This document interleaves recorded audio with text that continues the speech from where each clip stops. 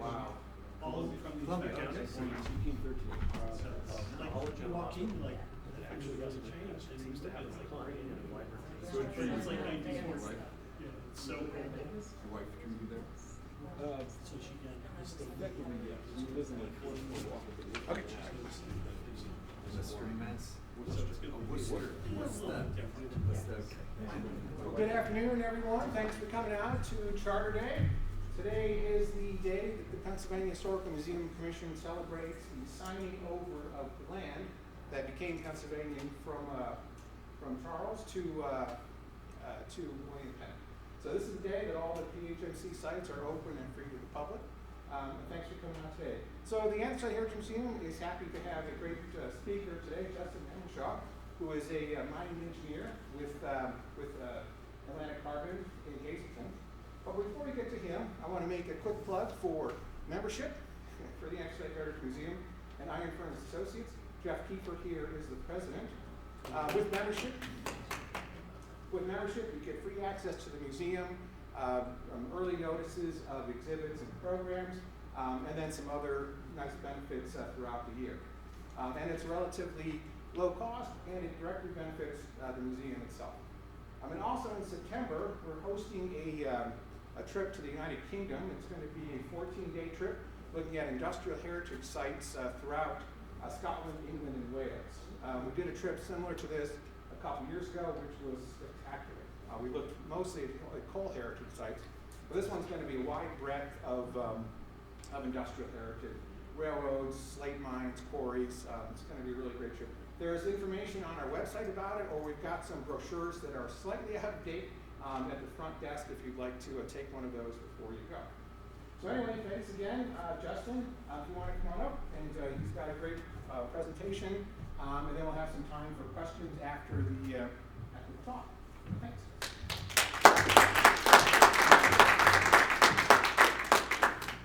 Thank you, Bodie. Appreciate that. So I guess to start off, my name is Justin Emershaw. I'm the mine engineer for Atlantic Carbon Group in Hazleton, mining anthracite coal.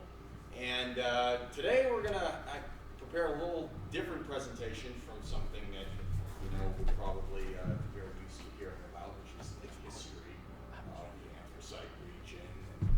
And, this industry, I'll start off by saying, this industry has really left behind a fascinating legacy. And, if you look at it, it's a legacy that's captured the minds and interests of thousands locally and nationally. But one of the things when we look at the history of anthracite mining, we look at the history of the breaker boys, we look at the history of the railroad and all that. But one of the things that isn't talked a lot about is anthracite today. And today I figure it would be a good time to talk about just what we use anthracite for today, and show you how that even modern mining today still resorts back to the legacy that these mining companies left behind and our ancestors left behind over 100 years ago, which is really the really interesting part of this. So, to jump right in, some of you might wonder, where is Pennsylvania anthracite located? There's numerous reserves of anthracite across the globe. Pennsylvania anthracite is actually really the only anthracite found in the world that has the highest carbon content, which is really what makes it so unique. And the coal from northeast Pennsylvania is really what fueled the entire industrial revolution 100 years ago. Before soft coal was even a thought for steam engines, steamboats, anthracite was the driving force behind America's industrial revolution. So there are four primary anthracite belts or fields in northeast Pennsylvania, and they are labeled as such. The northern anthracite field, which is where we are today, which extends from Carbondale all the way down to around Mackinac. The eastern middle field, which is down by Hazleton, the western middle field, which is Monomoy City, out to Shamokin, and then the southern anthracite field, which is everything from Nesquehoning all the way down to Tower City. Atlantic Carbon, who I work for, we operate the eastern middle anthracite field. And if you look at this geologic map here, this is a zooming in of near the Hazleton region, which is shown here in this little star. And you can see all the individual coal basins that encompass the eastern middle field. And these are up by Upper Lehigh, which is near Freeland. This is the Hazleton Basin, which runs directly through Hazleton. The Beaver Meadow Basin, which is down by Jeansville, Tresco on the outside of Hazleton. This is the breakup of where all the different coal basins lie. So, looking at coal from an engineering or geological perspective, there's two different categories, and this really isn't just pertaining to coal, but pretty much any kind of commodity. You have resources and you have reserves. This is the step that I begin with looking at coal properties around the Hazleton region. What is economical to mine and what is not economical to mine? So if you look at the definition, resource is any commodity that exists under the ground. There's 32 billion tons of Pennsylvania anthracite still remaining in the ground.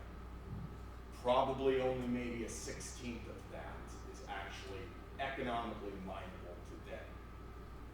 Main reason, because it's so deep, there's a lot of water, and we don't really deep mine anthracite today. There's only, I believe, 4 or 5 active deep mine operations left in Pennsylvania that mine anthracite. They're very small family-run businesses. There is one that's a little bit larger that employs maybe around 30 to 50 people. Primarily, everything that we do today to mine this coal is surface mining. So, if you have all these resources, the key is to take them and break them down to say, this is proven mineable, and that's when it becomes a reserve. So, if you look at this map right here, these are all different reserve locations around the Hazleton region, which is shown right here.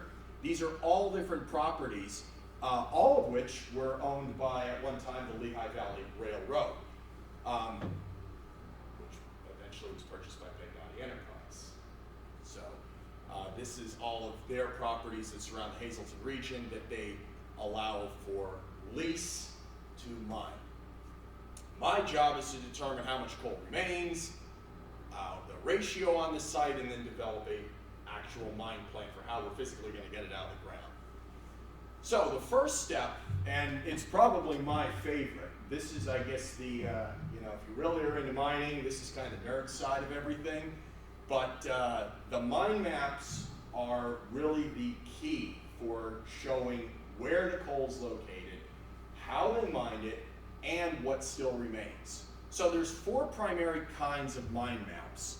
Surface maps, which show surface topography, where the coal breakers were located, where they strip mined coal, where the railroads were located, and then you have section maps. Section maps are geological sections, so if you look at a slice of bread and you run the knife through it, that would be essentially a geologic section. If you were to take a knife and cut through the ground, the tracings that are drawn of the coal seams, this is one that I have shown right here.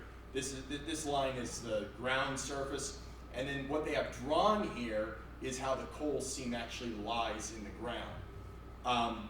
This map here is pretty cool too. It was drawn in 1892. Then you have vein maps, one of which is shown right here. These are the maps that show all the tunnels, the workings, the coal pillars, and what essentially they would do, because for those who don't know, anthracite, what made it so complex, and even very complex to mine today, is the fact that it doesn't lie flat. And there are some areas where it does. Those are very rare. You pretty much are mining synclines, anticlines. They're loaded with all kinds of thrust faults and folds. So what they would do is they would take the seam and basically draw it flat, looking down on it. And this map right here shows, this is right through downtown Hazleton. You can kind of see the tracings of the streets.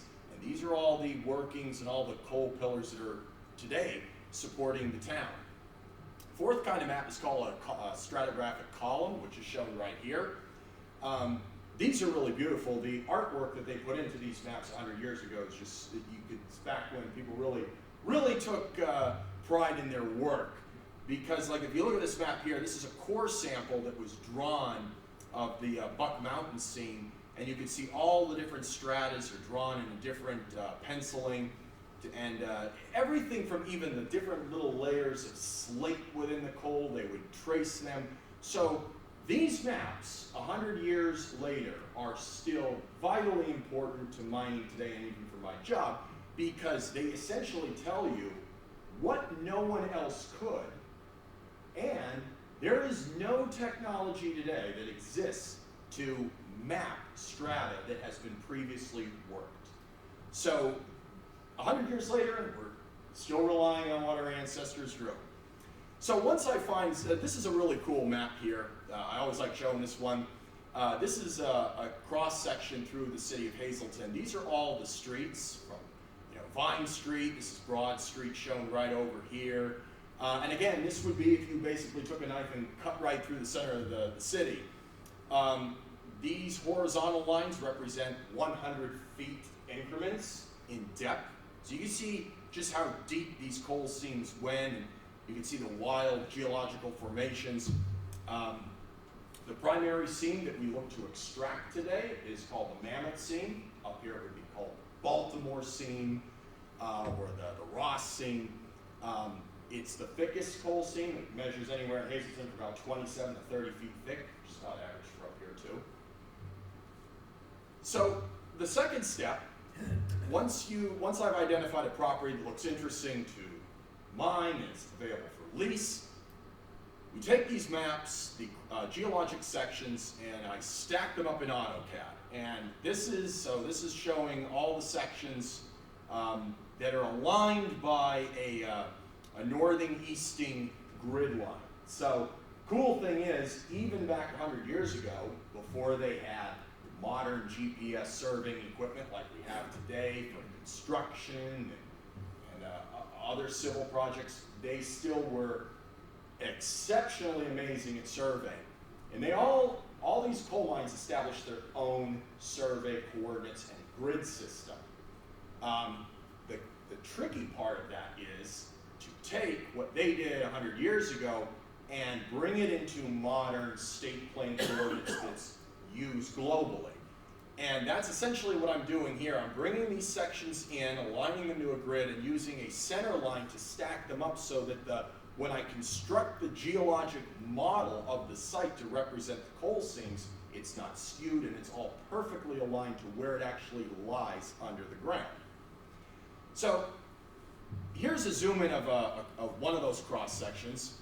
This is a section we definitely want to remember because I'm going to be showing you how this section turns into 3D in a little bit. If you look at this here, so these are three coal seams. This is the gamma seam, the top buck, and the bottom buck seam.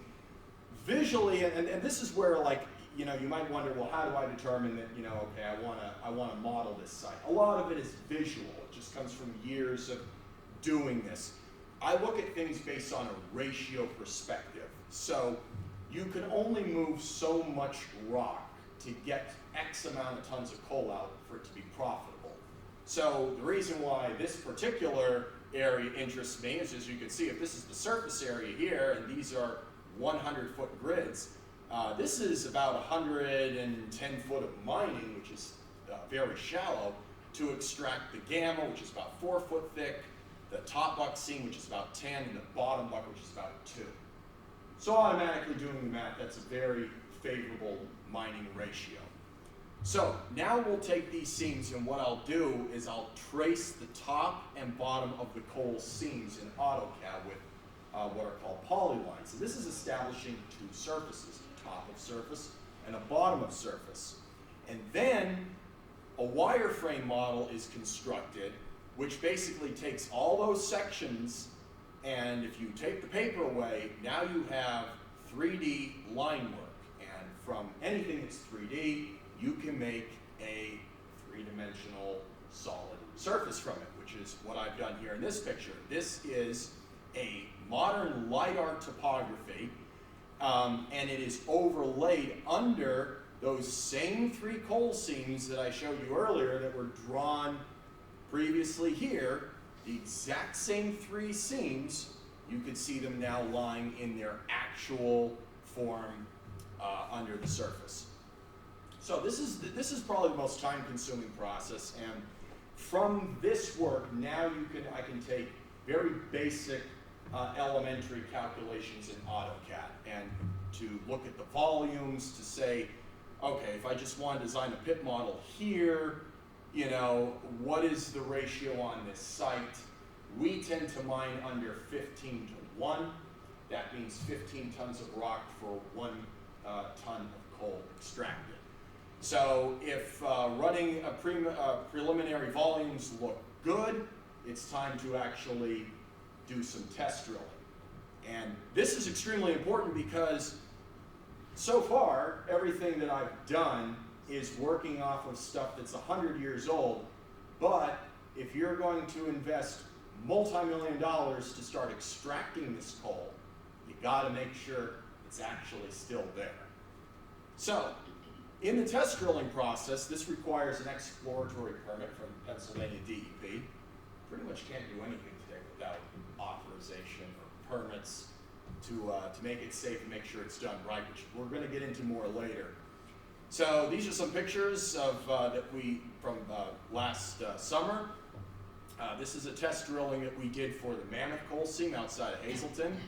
And basically what you do here is you're using a drill to bore down, and an experienced driller is going to be able to tell when they're in rock and when they're in coal, and measure that, which is what this log is right here, to demonstrate where the coal is and how thick it is and if it's still there. So as you can see, like right here, from 223 feet to 233 feet, it's hard. Then from 233 to 241, the strata changes, it gets softer. If you look at the bottom here, from 290 to 311, we're in coal. From 311 feet to 313, we're in rock. That would be a divider seam through the coal seam, because then from 313 feet to 317, you're back in coal. So net, it's a 25-foot coal seam underground at a maximum mining depth of 317 feet. So if the ratios and all this drilling work look good, and it looks like it's a positive, I'll take all this data and I'll put it in Excel. So these are all individual drill holes, and what I've highlighted here is in green, this is the Buck Mountain seam, and if you look under thickness here, we hit it, it's 10 foot thick, 8 foot. The brown is the Gamma seam. And the nice thing about this is, you know, again, going back to those old mine maps, you're working off of, when you scale those maps, you're measuring the coal seam thickness and you're making all those assumptions. Maybe it's 10 foot thick, maybe it's 15, maybe it's only 5. But this is your verification to make sure that it's actually, that you're actually properly using the right thickness to calculate the overall reserves. And then this is, in laying out these test drill holes, we use the vein maps. Here's one right here. You could see all the surveyed pillars underground. So when we go and we actually decide we're going to test drill here, it's really not just a wing or roll of the dice to say we're just going to try here. We're really trying to hit where the coal is to make sure that the time spent drilling gives us good results. So if the project looks good, now it's time to roll into mine design. So this is a wireframe pit model that was constructed for, this is actually constructed for that, the test drilling results for that pit that it's going to be 317 feet. The green line that you see is a ramp infrastructure, because, and this is where a lot of the engineering skills come into effect, because essentially what you're doing here, you know, you have coal that's down 200, 300, 500 feet in depth. I have to make sure that it's safe for men and equipment to get down that deep. And there's all kinds of engineering and also federal regulations that I have to abide for before we could start digging. You can't just start excavating a hole. One of the things that you need to put forth to Emershaw, which is Mine Safety and Health Administration, they're the federal government that oversees, the division that oversees mining. They look at how you are going to mine safely. So they require what are called benches, which if you look at this cross section through this pit, the red would represent the gamma coal seam, the green is the buck seam, and this is the outline of that surface, but you can see what looks like steps on the side. So those are called safety benches. So the way we mine is every 50 feet that we excavate down, we step out 25 feet and leave what's called a safety bench. So if any rocks or material roll off, they're captured by that ledge, so they don't roll all the way down and affect men or trucks working down below. So that's what is called the ground control plan that you have to present to Emershaw. And primarily why this is done, you don't want things like this to happen. This is a high wall failure that happened several years ago at Bingham Canyon Mine in Utah. Way deeper mine than anything that we do around here. But I mean, if you look at all these benches here going down, and you look at this massive failure that they have where it just subsided and all the benches gave away. They actually knew that this was happening beforehand. These big operations have all kind of modern technology with seismic when you get this deep to actually look at for seismic activity when you excavate down this deep to make sure that you're not going to have any kind of failures. But this is what you don't want to happen. So now, pit models design, it's time to start to mine. And this is a topic that really doesn't get discussed a lot. Mining is expensive, and I'm going to talk a little bit about just how expensive it is. It's probably one of the most expensive businesses that you can get into today. First of all, before any mining can take place anywhere, the property undergoes a 1-year environmental study. This is to check for any kind of endangered wildlife, protected species. Bats are a huge restriction in Pennsylvania. You cannot timber a mining site past March because the bats actually will, in the summertime, roost in trees. So you are not allowed to do any kind of timbering on a mine site. So if you don't have the proper bat study done, which needs to be done in the wintertime, which looks for caves or even mine openings, you'd be amazed how many abandoned mine openings and caves across northeast Pennsylvania actually house hundreds, thousands of bats. Not only do we look for bats, we're also looking for protected plant species. And these studies take roughly 1 year to complete because you have to look at specific seasons when the creatures or the plants are actually in bloom. So once the environmental studies are done, now to actually get the mining permit, which gives you your state and federal authorization to mine, along with agreeing to a mine lease. This is stuff that takes approximately 18 months to 2 years today. This is a very lengthy process, and before any excavation can begin, it's not like it was back in the 1930s or the 1960s. You cannot excavate 1 ounce of dirt from the ground without posting a bond to the Pennsylvania DEP. And the purpose of this cash flow bond is so if the company goes forfeit, the government has enough money to use to pay a subcontractor to come in and fill the pit back in and restore it to its natural landscape. So the way a bond works is engineering needs to determine what is the maximum size of this pit, and you have to look at the long term of the site. You can't just say, well, we're going to start, the pit's only going to be 10,000 cubic yards because it's small. They're going to want to see 10 years from now, if this is a 20-year mine or a 10-year mine, what is the maximum size that pit's going to grow to? And then you post a bond, current rate is $2.50 for every hauls under 500 feet, and $3 a yard for over 500 foot of haulage. So, bottom line, if your maximum pit is 3 million cubic yards, you need to post $9 million before you can mine. Also, what's needed that goes along with the mining permit is a reclamation model. The state wants to see how are you going to restore this site once you go in there and rip it up. And there are very specific guidelines about how the state wants the land restored today. They want you to introduce a lot of hardwoods. So I mean, trees are an absolute must today. A long time ago, you could just mine sites and just reclaim and seed with grass. Today, the DEP wants a lot of hardwood trees introduced. Wetlands. So if you have any wetlands that you're going to mine through, they want you to actually, as you're mining, before you even get to that wetland, mitigate it, move it, in which you actually are scooping up the aquatic life, the plants, and actually reestablishing that wetland further behind you or in a different place.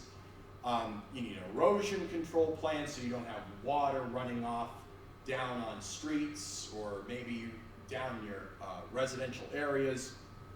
Excess spoil. So one thing about excavation, when you dig, naturally the amount of dirt that comes out of the ground swells because you're taking something that's compacted and now you're providing air to it. So the amount of dirt you dig never fits back in the same hole. So this is called excess spoil, where now you have to post a bond for yardage or material that's stored above the current or natural grade of ground. So this is another expense that gets added to it. And you have to look at mine drainage. You know, one of the biggest things, and we all know about pollution and acid mine drainage and how that's impacted this region.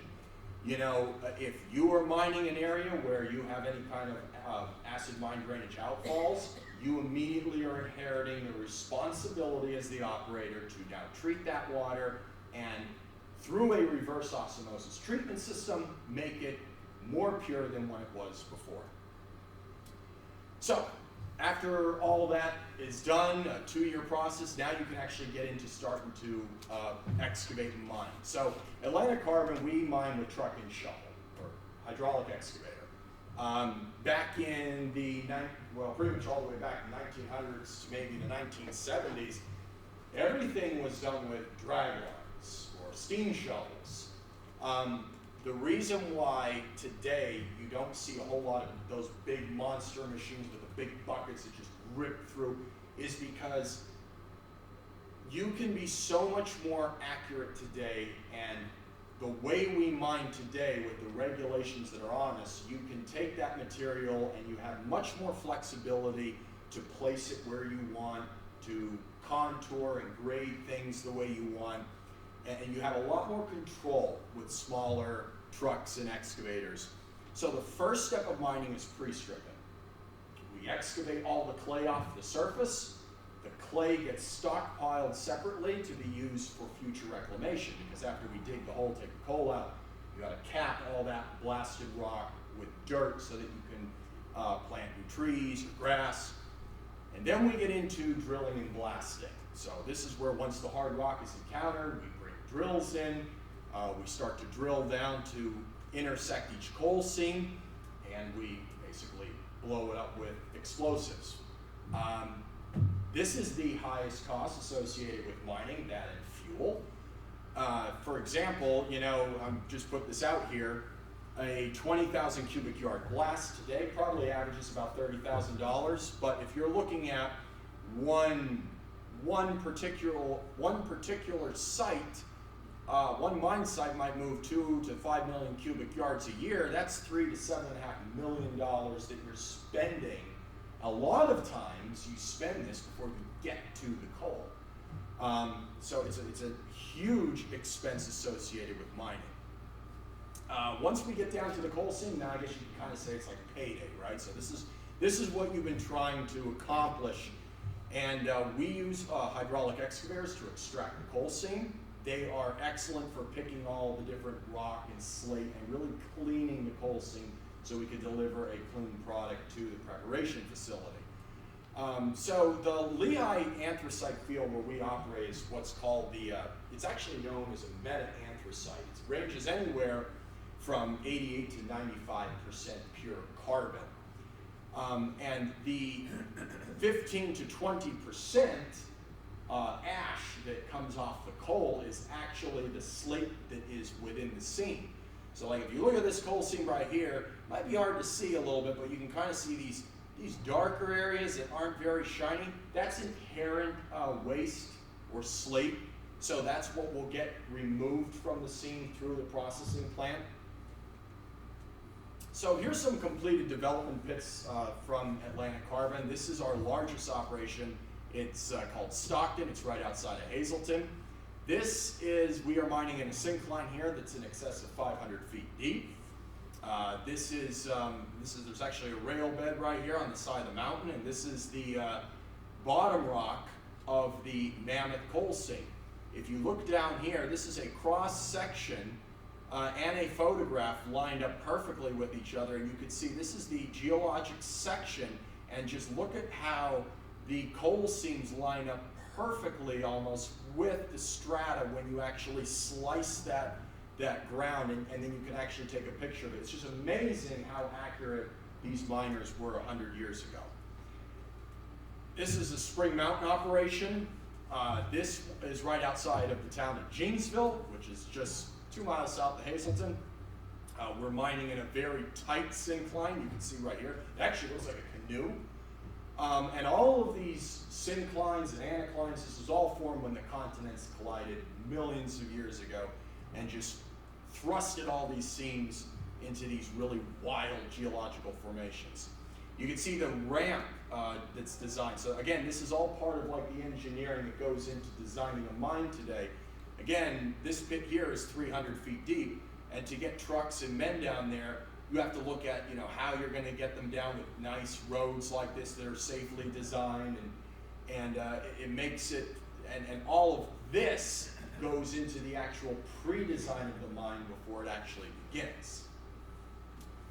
So, once the mine is done, the coal's extracted, now comes the reclamation process here. So, we look at mining abandoned mine lands, which this area is notorious for. And abandoned mine lands are everything from, I don't know how many of you have been out in the woods or hiked around here and you see spoil banks, big holes, open mine shafts, things like that that are just remnants of mining 50, 100 years ago. We go back, we excavate all that material out and restore the land. The most important thing is we're restoring the land back to its original contour, what it looked like back in 1800, before there was any mining in this region here. A lot of these mine areas that we go into, they really are a liability for the public, just dangerous. And also, by doing this, we're really eliminating a huge taxpayer liability. So what I mean by that is, we take on the upfront cost and the responsibility of going into a site that's a mess and removing it, cleaning it up, making a profit off of the natural resource, whereas what a lot of you may see that's going on around here, the alternative to that, you'll see a lot of this abandoned mine land is going up for industrial development. Well, industrial development doesn't benefit anything from the natural environment. What they're doing is they're building a warehouse and expecting someone to come in and say, yeah, I want to lease this land. But they still are inheriting the upfront cost to actually go in there and do all of that work. Some of the other things that we've done over the years, in Hazleton, we donated 273 acres to Rails to Trails. We carved it off of our one mining permit. It's a nice biking trail. It's actually shown right here. This is the trail. This used to be a big open pit mine, and as you can see, we've got a nice biking trail that runs through there. There's a bridge that goes over the railroad. We've also relocated 2 wetlands from 2015. We won an award for that. Probably most recently, some of you may have heard of the mine fire that was down by Janesville. We extinguished that in 2018. And these are all little things that, you know, for example, mine fire, there was one burning not long ago in Carbondale. The difference between that mine fire project was, so here again, an example of taxpayer liability, right? The mine fire project that a few years ago was done up in Carbondale, some of you might remember it was all over the news. That project was state funded by BAMR, Bureau of Abandoned Mine Lands. What they do is they get government grants every year. The government funds them money. Where does the money come from? Taxpayers. What do they use it for? Bidding projects to restore mine lands and make them safe again.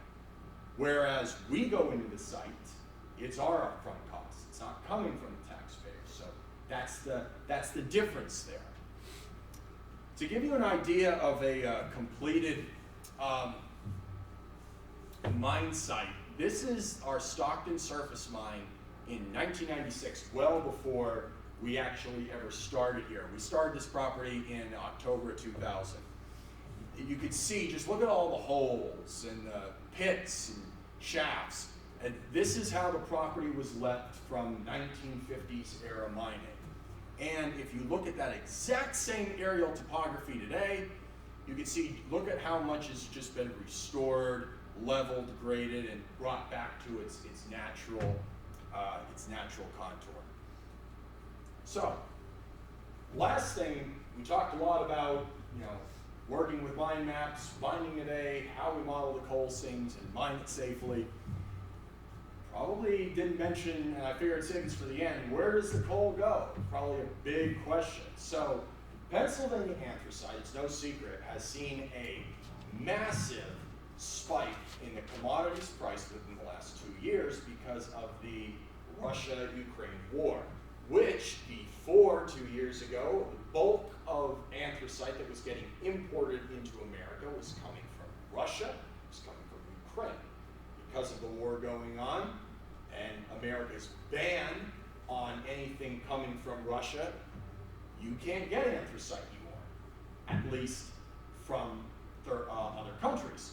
So so we've seen a spike in the sales price of Pennsylvania anthracite from 2 years ago. It was probably about industrial, where we were probably selling it for about $115 to $120 a ton. We are quoting customers in excess of $300 a ton today for this coal. Pretty much 88% of our coal sales today, it's all rail, and the use for anthracite, we'll talk a little bit about that. So 70% of the United States' steel is made from recycled steel. We don't make a whole lot of pure, brand new steel today. A lot of it is scrap metal that's been ground up and recycled.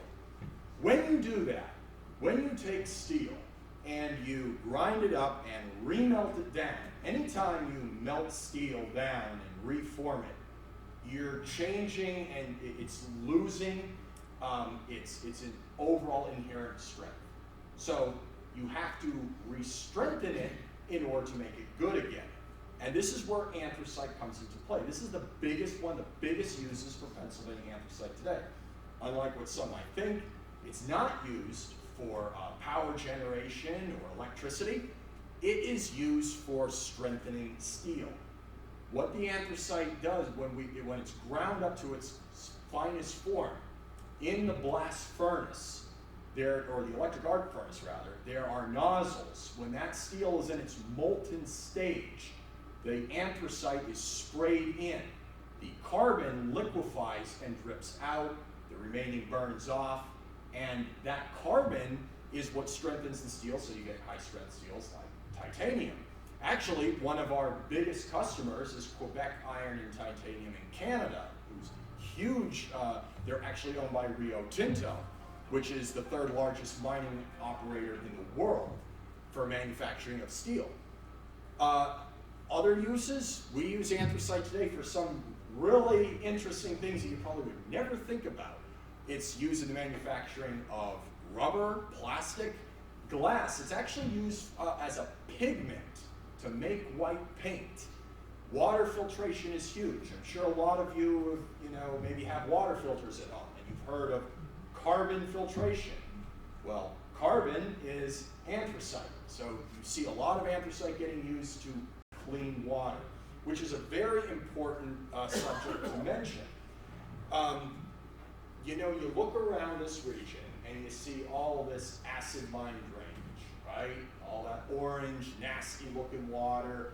And immediately a lot of people think, oh, and it is from the coal mining, but what you might not have known is it's actually not from the coal. Anthracite is a natural cleanser because of its high carbon content. Where you get the acid mine drainage is, unfortunately, this whole region is the ground, the rock strata that surrounds the coal is loaded with heavy metal elements from manganese, aluminum, and this is what gives you those heavy metals in the water. It's not the coal that creates acid mine drainage, it's actually the rock, which you would have never thought, but that is true. So these are just some of the uses for anthracite today. The industry's come a long way. You don't see really, the heating market for residential home heat. How many people in here still use anthracite at home? A lot, okay, couple of them. That market is substantially shrinking. Really started to shrink once the pellet stoves came around. Once they came around, I think a lot of people, wanted to find a better, cleaner way. I still am a firm believer. I grew up on coal heat. I'm familiar with the I guess you could say, the horrors of being told as a young kid, hey, take the ashes out. Nobody likes doing that. But it is still one of the best, highest BTU heats. So, any questions or discussions? I have a question. When you had described the drilling, when the testing was being done, and you showed the notebook where the drill operator had, was that based on what it felt like, or what was coming out of the hole that he could visually look at? Well, it's kind of both. I mean, some of these drillers, the guy who actually wrote that down, he was drilling since he was 17 years old. So, he's just one of those old-time operators that, won't look at gauges, but can more so feel what the machine is doing, which is really cool. But you're also, it's kind of a combination of both. A good driller is going to look for feel. You could tell when the machine is in a softer rock because it's going to drill faster. And a lot of times you're looking for those cuttings. You're looking for, all of a sudden it'll start throwing black instead of gray cuttings up, and then you're in the coal seam. Let me ask you a question, mine fires. Sure. Are they mostly in formerly mined tunnels, or, because coal's under the ground, what would cause that to catch on fire? So, pretty much the majority of mine fires in this region are, unfortunately, caused by garbage dumps. So you would be surprised of, and some of you might know this from maybe, being out recreationally and hiking. You'll see a lot of abandoned strip pits, or where they dug the coal out, filled with junk, garbage. People, years just take the stuff they don't want to pay to get rid of, throw it in the, where you can't see it. Fortunate thing, with littering, but it is true. Back in the 1950s and 70s, if you look back, a lot of local townships would actually have garbage fires, and they would, it was custom back then. Take your garbage, throw it in the pit, the township will light it on fire. And that's actually how Jeansville started. The Jeansville fire was a tire fire that the fire department, lit up to get rid of all these tires, and unfortunately the coal's always there. It's just a matter of generating enough heat for it to catch. That's the one thing about anthracite. It's very difficult, some of you know it's burning, it's very difficult to get to ignite. Really high temperature. Well, yeah, hundreds of tires burning, that's enough to catch it on fire. But that's how Centralia started. That's how pretty much all these mine fires started. Some of them, now there are some cases, some of them are very old mine fires that are underground. They, if you're going back into the 1800s era, you could find mine fires that caught underground with maybe explosions. A lot of old, really old deep mines, we're going back in the 1800s era, use underground furnaces to create ventilations. Before they had any idea of modern ventilation practices with fans, they would build fires underground, and that temperature difference would bring the cool air in and draft the mine. Well, now you have a fire down there drying everything out, some timbers could ignite, so that's how Avondale, although that is a very controversial topic of what exactly happened there, if it was arson or natural. But so you did see mine fires all the way back in the 1800s. In fact, in the 1900s, it was very common if the deep mine caught on fire, the answer to fixing it was to let the mine flood. Evacuate the mine, just let it flood, and it would extinguish it. You're welcome. Go ahead. I had a question about, when you began your lecture, you mentioned that this was the highest quality anthracite in the world. What geological situation and time created these deposits as opposed to Russia or Ukraine or another part of the world? What was happening? That's a very good question, and unfortunately, I wish a friend of mine was here who's a professional geologist. He might be able to tell you a little bit more than I would about what exactly went on then. But it is, so I would imagine, if I had to guess off the top of my head, it probably has a lot to do with time period, the amount of time the coal was under pressure, because all of coal was formed by swamps. So I would imagine it has a lot to do with the time it's been in the ground and the extreme pressure it was subjected to. And I only say that, again, it's not a 100% answer, but I would imagine that has a lot to do with it, just because if you look at soft coal, there, again, you're looking at a type of coal that wasn't subjected to extreme pressure. Anthracite when all the continent collisions and everything. So you see that hardness, and I would imagine that has a lot to do with it. You're welcome. Well, I wonder, Chester, too, if that would lead to more dangerous mine veins here, because the more pressure, the higher the quality would also lead to greater, more difficult. Yeah, because when I think about southern anthracite, those veins are so severely pitched. Oh yeah. That's really amazing. Yeah. That's another thing too. This region it's really unique in its own sense. So Eastern Middlefield, very fortunate for our operations. The strata surrounding the coal is a phenomenal hard conglomerate to hard granite stones that we have. Unfortunately, a lot of other fields, when you go down south, the further south you go, the chemistry of the anthracite changes. It's really unique. So you go from 95% carbon around Hazleton, when you start going down south, the hardness changes. If you go down like around Shamokin, where the Cameron or Glen Burn colliery was at one time, that coal, you could actually crumble it in your hand. It was so soft. But it's actually more semi-anthracite, just from the change in region.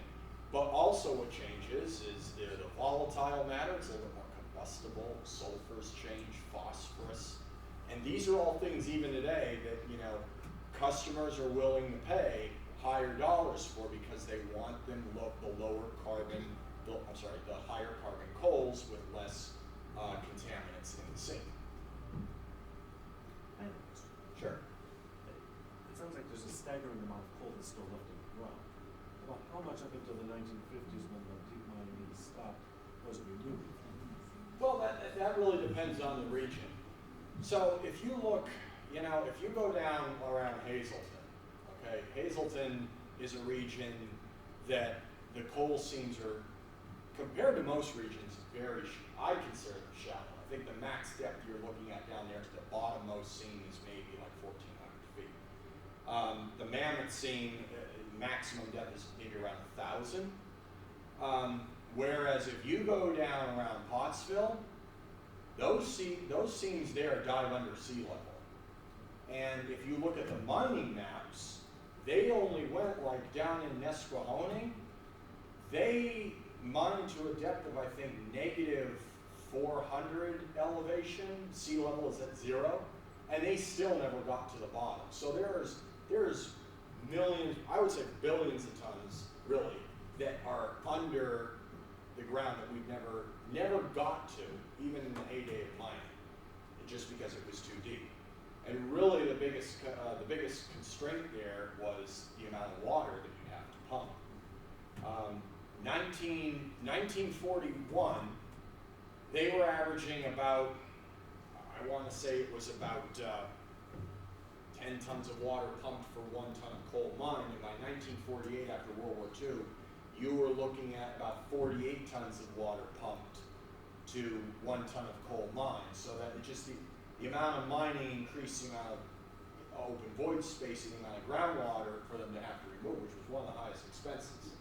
And it's still really even today, because there's lots of discussions about, well, you know, at some point, I mean, I probably won't live to see it, you won't be able to get these resources by surface mining today. What are other means and cleaner methods of extracting it?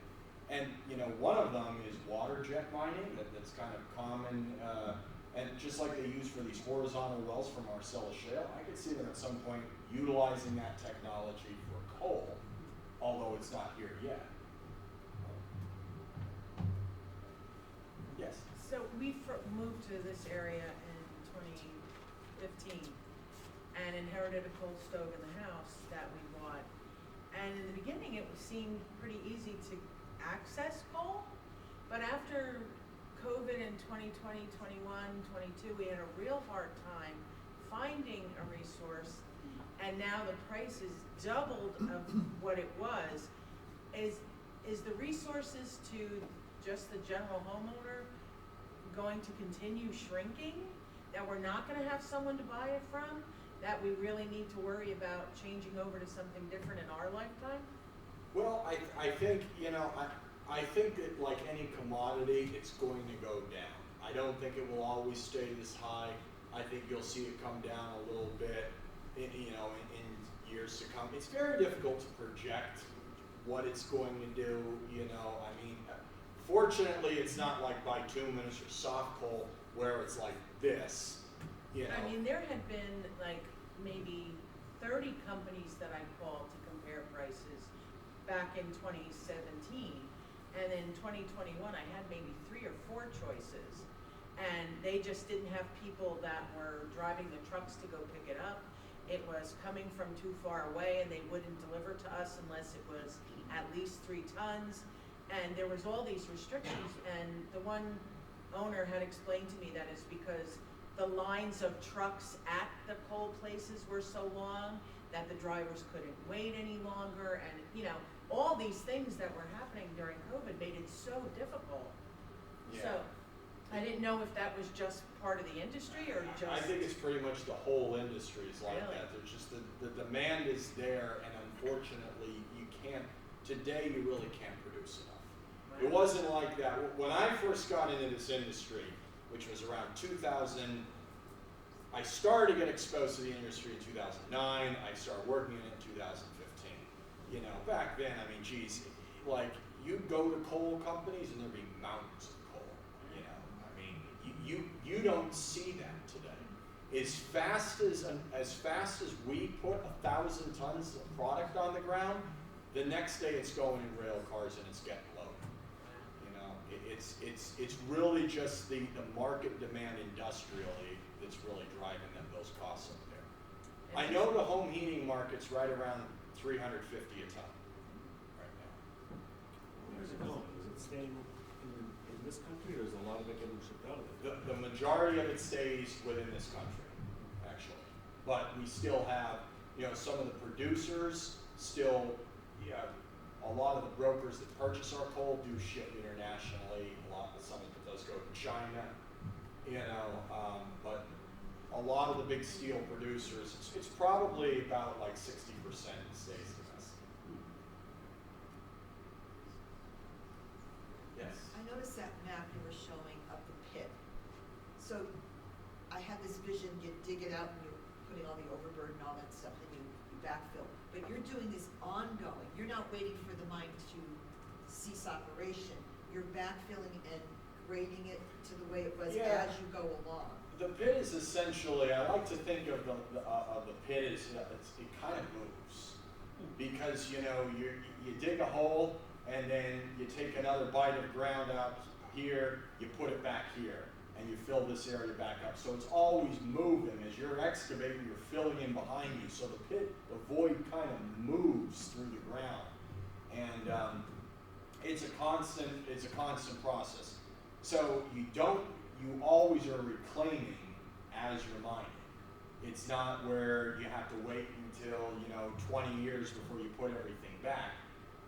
At the end of the mine life, you still have to reclaim the final pit area, but because everything's moving throughout the 20-year, say, period that you're mining, you're always filling in and reclaiming as you go. And you want to do that because, you're posting a bond on acreage. The more you can reduce, slices your bond down. It just eliminates all the liabilities and, frees up that cash that you have posted to the state. I have another question. So you mentioned about mine water. We all know about the water with the deep mine. What are the problems that you have with your pit mining in water? You still run into that issue with water. It doesn't matter in any of these operations that we have. Once you dig down so far, and it's mainly isolated water because you're mining in synclines, so all that water does sit in the bottom. So we still, once you get down that deep, we have to pump it and move it around us and deal with that. So yeah, you still do encounter water today. Do you have to treat it when you pump it out? You don't have to treat mine water today unless you're taking that water and pumping it into a stream. You can take the water that you encounter and you can pump it behind you as long as it stays within the same mine pool area or in the same mine works, that's fine. But the minute you take that water and bring it to the surface and try to discharge it into a stream to completely get rid of it, now you have to go through the treatment process. And that is still one of the things today that not a lot of people want, a lot of operators want to get involved with, just because of the massive expense of that. It's a huge expense to deal with treating that water. And even with the prices up, it's still like that. The one thing I could tell you is that what we do down in Hazleton, we are treating say 20 square miles of mine water, and we're moving it from the Susquehanna Basin and discharging it to the Delaware Basin as clean water. And how we're doing that, all of these operations that we have, Jeansville or Spring Mountain and Stockton. Stockton, we have severed Hazel Creek, which actually that's kind of interesting. It's where the town got its name a couple hundred years ago from the hazel bushes. But that used to be a freshwater stream that ran through Hazleton. Well, what we did when we started developing the site, the stream actually runs into our pit. It still does to this day. That stream has been and is in the process of being relocated to go around it and reconnect it. So by doing that, you're taking all that surface water that's flowing from the town, that's originally going into the mines, and now you're reconnecting that stream, you're sending it to the Delaware Basin as clean water. So you're actually reducing the amount of water, or we are, that's going into the whole Susquehanna River Basin or the Jetto Tunnel system. So you're actually taking it out of the Chesapeake Bay system and putting it into the Delaware Bay Correct. system? And it's something simple like that. You wouldn't realize just by, but if you look at like the streams and how they impact the mining, and this is something you see a lot of this on a lot of these abandoned mine lands. I mean, it's not uncommon at all. If you're out for a hike in the woods or something, you see a pit and then you see a stream running into it. Well, all that stream water, it might be fresh water, especially if it's protected. But another one is like Black Creek, which is right down outside of Hazleton. The Quakeegg Tunnel, which drains our Jeansville operation, which drains out the Quakeegg Valley. So all those mine tunnel systems have a lot of infiltration because you have open voids, open stripping pits in the ground, and you have a lot of natural surface runoff that's flowing into them, that's getting contaminated. So by restoring that land and reconfiguring those stream channels like they were originally, you're actually reducing the amount of water that's going into the abandoned mine workings and getting polluted. Right. Do you prep Do we prep? the coal? Yes, we mine, process, and ship. What do you do with the processed water? The processed water goes through a system where the water is pumped, so we pull the water from the actual mine pool, which is acidic, and we use it in the cleansing process within the preparation plant for washing the coal, cleaning it off. That water then goes into a settling pond in which we drain all the solids out, and the water then goes and gets recirculated back through the system. Do you have to buffer it or? Yeah, Change the pH? you do have to buffer it, and usually what we do, like the sediments that are in there, which is pretty much a lot of coal, silt, fines, that is usually drained and sifted through some clay materials that line the pit. So the clay is actually one of the heaviest absorbers and screens to pull out them solids. And then every so often we have to dip or dredge those ponds out with all that material, but the water still is screened and flows around. So if most of this coal is going for metallurgy, what sizes do they tear, or are you screening it and grading it by size, or just shipping it in bulk? They actually do. It's interesting. Every market has its own specific size. Okay. So the steel industry, they like the finest sizes. Barley is actually the biggest one, which goes to the steel industry.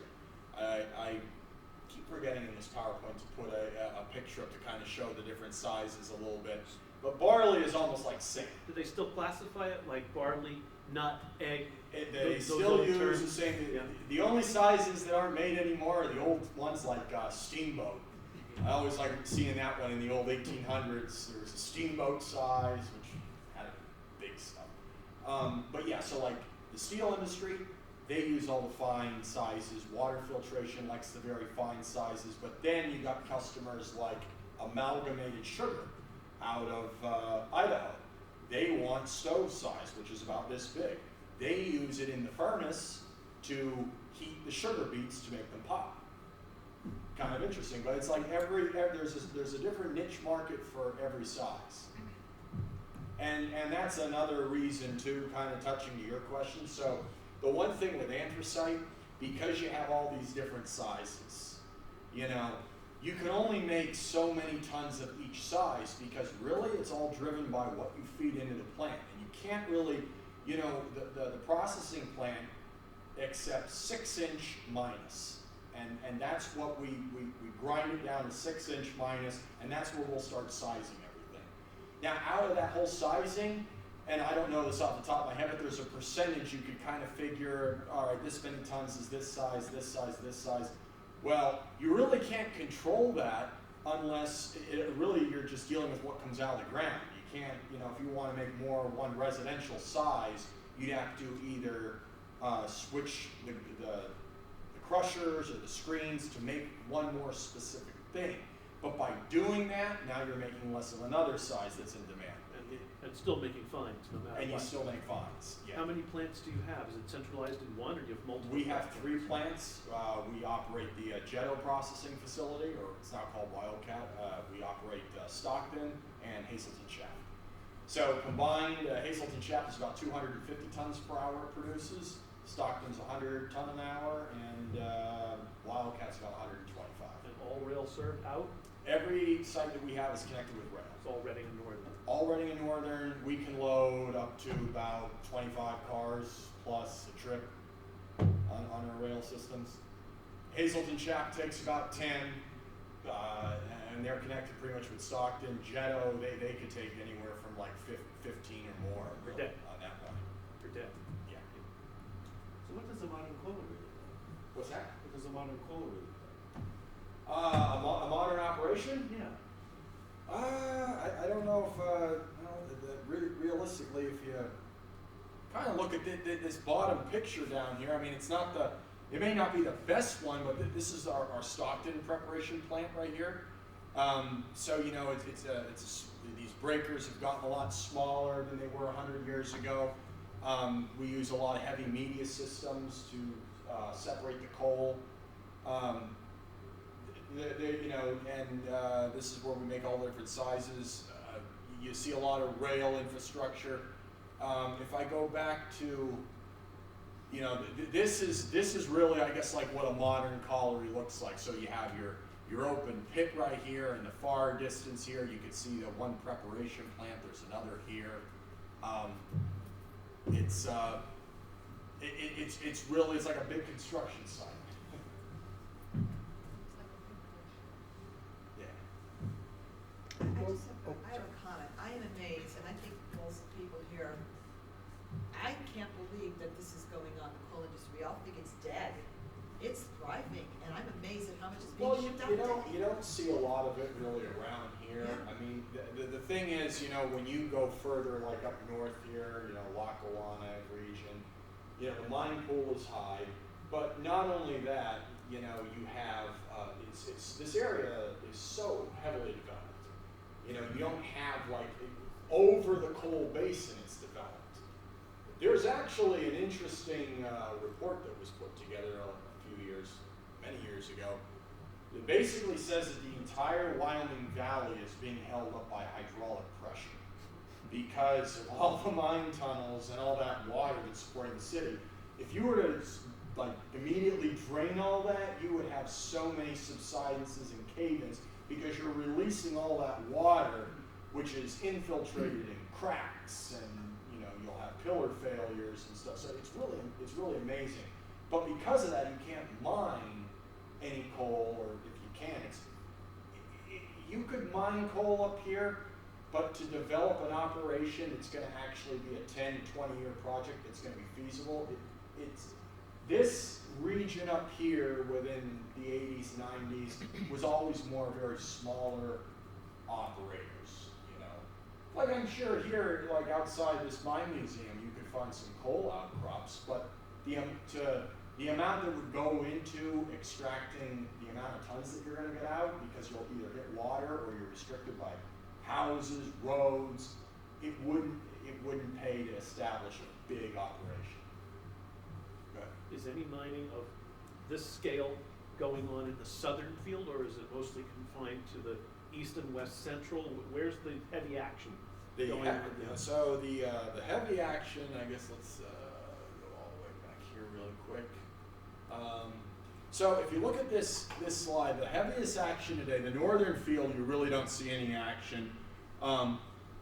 Eastern middle all the way down through the southern field is the heaviest action there. So, I mean, there's three main producers today.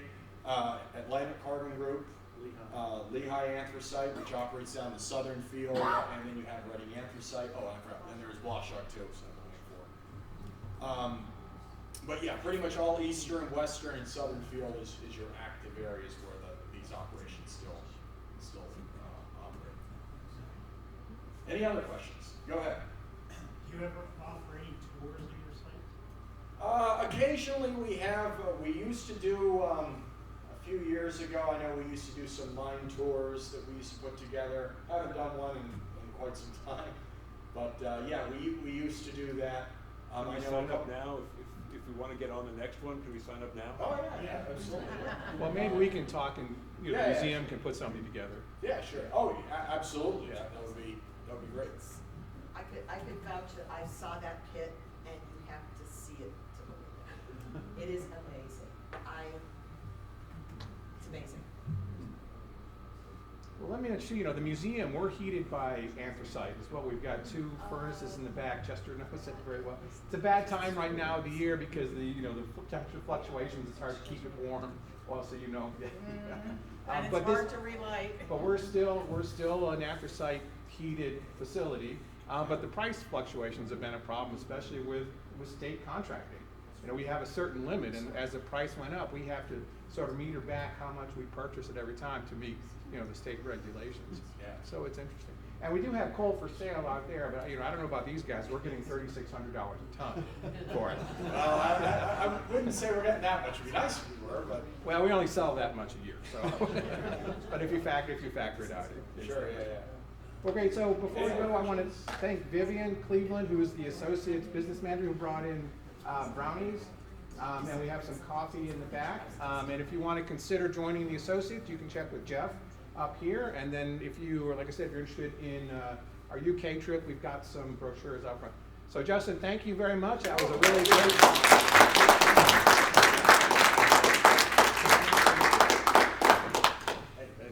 Hey, thank you all for coming out.